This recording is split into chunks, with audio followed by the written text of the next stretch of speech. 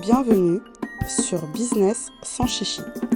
Ici, on parle entrepreneuriat, branding et vie d'entrepreneur. Tout ça sans chichi, sans prise de tête. Dans la simplicité pour des entrepreneurs simples. Si ça te parle, abonne-toi au podcast. Hello mes petits nuages, on se retrouve dans la série Créer son identité visuelle soi-même. Précédemment, on a vu qu'il fallait établir une stratégie de marque avant de concevoir son identité visuelle. Aujourd'hui, nous allons voir comment créer son mood board. On va déjà voir la définition d'un mood board parce que peut-être que certaines personnes ne savent pas ce que c'est. Donc le mood board, qui est aussi appelé planche d'ambiance graphique ou planche de tendance. Bon, peu importe, c'est juste une planche, voilà, en soi. Donc c'est vrai que le mood board, on peut le faire manuellement, je dirais. Donc si on a un petit tableau de liège, on vient en fait y épingler des images, des textures, voilà. C'est un petit peu ça, hein, à la base, parce que le mood board se fait dans plusieurs métiers créatifs, notamment comme les stylistes, voilà. Je pense que ça va peut-être plus vous parler là, le tableau en liège, etc. Mais aujourd'hui, bon, on fait tout en ligne, hein, on va pas, on va pas faire semblant. Voilà, vous utilisez un petit outil, n'importe lequel, hein, de design graphique pour pouvoir faire votre mood board. Donc, pour ceux qui ne sont pas du métier, vous utilisez Canva. Je pense que c'est le plus simple aujourd'hui. Et vous avez en plus des modèles de mood board déjà préfaits. Donc, vous aurez juste après à changer les images, en fait, hein, les photos, les illustrations. Les couleurs également. Donc, je vais peut-être vous dire le mood board, à quoi ça sert. Donc, ça sert à définir la direction visuelle, la direction artistique que votre identité visuelle va prendre. En fait, c'est vraiment quand on parle de ma DA, hein, direction artistique, le mood board, en fait, ça vous donne vraiment le là pour savoir vers quelle direction artistique aller justement. Et donc, de quoi se compose un mood board? Donc, comme je le disais, j'ai un peu cité déjà tout à l'heure, vous allez y apposer, en fait, ça va vraiment être un collage de différentes images. Donc, que ce soit des photos, que ce soit des images d'illustration, que ce soit des images de texture, des images également de typographie, de palette de couleurs, également peut-être écrire même des mots qui décriront en fait, hein, votre ambiance. Donc, choisissez vraiment des images qui vont exprimer le message en fait que vous voulez transmettre. Donc ça, on l'a vu dans la stratégie de marque. Quel est le message qu'on souhaite transmettre, les valeurs qu'on souhaite véhiculer. Et ben tout cela, ça doit déjà s'exprimer dans le mood board. Donc si, je vous donne vraiment un exemple, si vous dites que vous voulez transmettre, on va dire, des valeurs, je sais pas, dans vos valeurs ou dans votre message, dans la personnalité de votre entreprise, il y a ce côté où vous êtes une entreprise pétillante, c'est un exemple, et ben peut-être que vous allez mettre justement une image qui va refléter ce pétillant. Donc selon chaque personne, ça peut être différent. Il y en a peut-être qui vont prendre voilà, une coupe, par exemple, de champagne avec des bulles parce qu'il y a ce côté pétillant. Voilà, eux, ça va être comme ça qu'ils vont le retranscrire. D'autres personnes, pétillant, c'est peut-être au niveau de la couleur. Donc des couleurs justement pétillantes, des couleurs vives qui, voilà, qui rappellent ce côté pétillant. Et pour d'autres, ça sera peut-être encore autre chose. Vous voyez? Donc chacun, en fait, après, voit de quelle manière hein, il choisit ces images ou le reste, hein, parce que comme je dis, il y a texture, typographie, palette de couleurs. Je pense aussi à, parce qu'on parle d'identité visuelle, donc selon le business que vous avez, vous pouvez aussi être amené à avoir une boutique physique. Vous pouvez aussi être amené à avoir des supports de communication ou des packaging.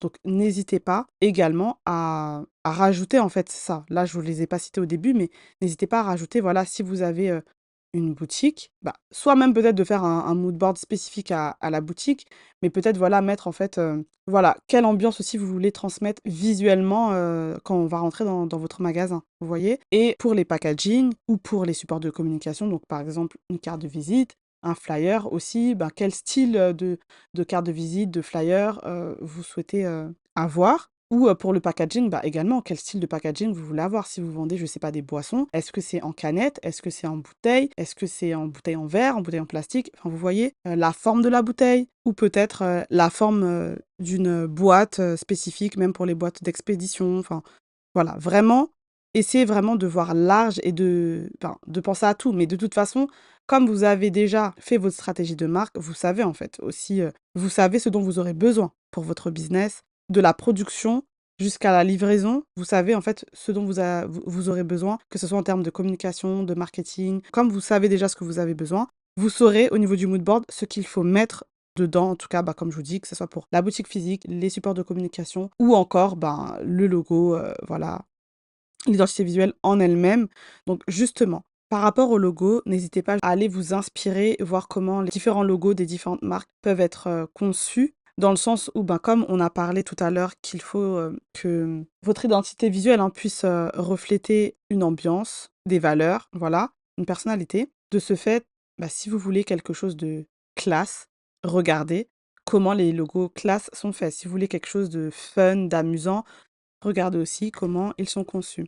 Et pareillement pour, tout ce qui va être, typographie, regardez aussi, quelles sont les typographies qui collent avec, votre stratégie de marque, tout simplement. Et au niveau de la palette de couleurs, bon, on pourra en parler, encore, je pense, dans un autre, épisode, mais pareillement, essayez déjà de savoir quel style d'ambiance vous voudriez par rapport, aux couleurs. Après, le mood board, la palette de couleurs pourra toujours être affinée, mais au moins déjà, savoir, vers, quelle, couleur vous pouvez partir. Donc pour déjà savoir vers quelle couleur vous voulez partir, encore une fois, si c'est classe, vous savez que vous n'allez pas commencer à mettre, des choses, qui font, arc-en-ciel dans tous les sens, qui, renverraient plutôt un côté fun. Vous voyez ce que je veux dire? Donc je pense que ça déjà je pense que vous l'avez aussi, compris, mais il faut réfléchir à tout ça. Donc n'hésitez pas déjà à aller regarder la signification des couleurs. Ça vous donnera déjà une idée, sur, la représentation des couleurs, même si, bon, on peut aussi se dire: «Je sors des sentiers battus» et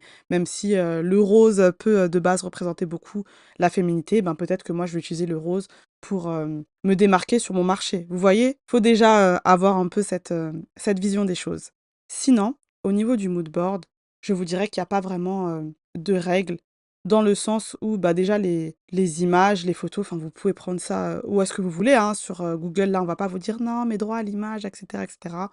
Bon, votre mood board en soi, vous allez pas le vendre, donc c'est pour vous, voilà, c'est personnel pour le développement de votre business, donc à ce niveau-là, il y a pas de souci. Vous pouvez, vous inspirer. C'est vrai que bon, en général, on va, tous beaucoup sur Pinterest pour s'inspirer, mais n'hésitez vraiment pas à vous inspirer de tout ce qui vous entoure. Donc que vous allez même, vous promener dans la rue, vous voyez, une devanture, d'une boutique qui vous plaît, n'hésitez pas, voilà, sortir votre smartphone, prendre en photo et puis, la glisser sur votre mood board. Pareillement, si vous allez, je sais pas, faire une exposition, visiter un musée, enfin peu importe, vous voyez des choses, voilà, qui vous parlent, n'hésitez pas, voilà, à les noter ou à les prendre en photo pour les ajouter à votre, mood board et voilà, vous constituez en fait votre mood board et votre mood board forcément il sera différent de celui de votre concurrent, de celui de votre voisin, c'est normal en fait. Vraiment les mood boards doivent être, personnalisés jusqu'au bout. Petit conseil pour créer un mood board, ne mettez pas 10 000 images dans votre collage pour, éviter de vous perdre tout simplement. Initialement, vous aviez une idée en tête. Il faut voilà que, vous puissiez, rester en fait sur cette idée et le mood board est là pour, vous aider à vous orienter. Il n'est pas là pour vous éparpiller et que, vous puissiez vous dire: «Ah mais mince au final, j'aime ça, mais est-ce que ça va ensemble?» Donc voilà, il faut vraiment essayer de rester, dans une idée initiale ou à la rigueur mixer 2 idées mais pas plus et n'hésitez pas voilà à mettre aussi comme je vous disais des mots descriptifs, des mots clés et cetera. En tout cas moi de la manière dont je fais mes mood boards, c'est vrai que j'écris toujours un petit texte décrivant quelle est, l'entreprise en fait, ce qu'elle fait et ce qu'elle veut transmettre et un petit listing, tout simplement un petit listing, de mots clés pour, que je puisse savoir en fait vers quoi je souhaite me diriger. Donc exemple, moderne, coloré, empathique. Je vous ai donné 3 exemples comme ça, mais au moins j'ai déjà mes mots clés et je sais vers quoi je veux partir et je vais pas m'éparpiller. Vous voyez? Donc c'est le conseil que je vous donnerais. N'en faites pas trop. Moins, c'est mieux.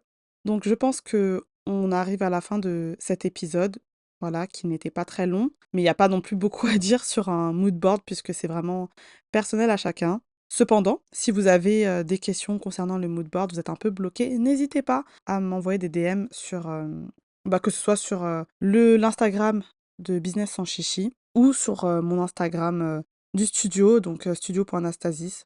De toute façon, vous retrouverez, les liens, directement dans la description de cet épisode. Je vous dis à bientôt. Bye.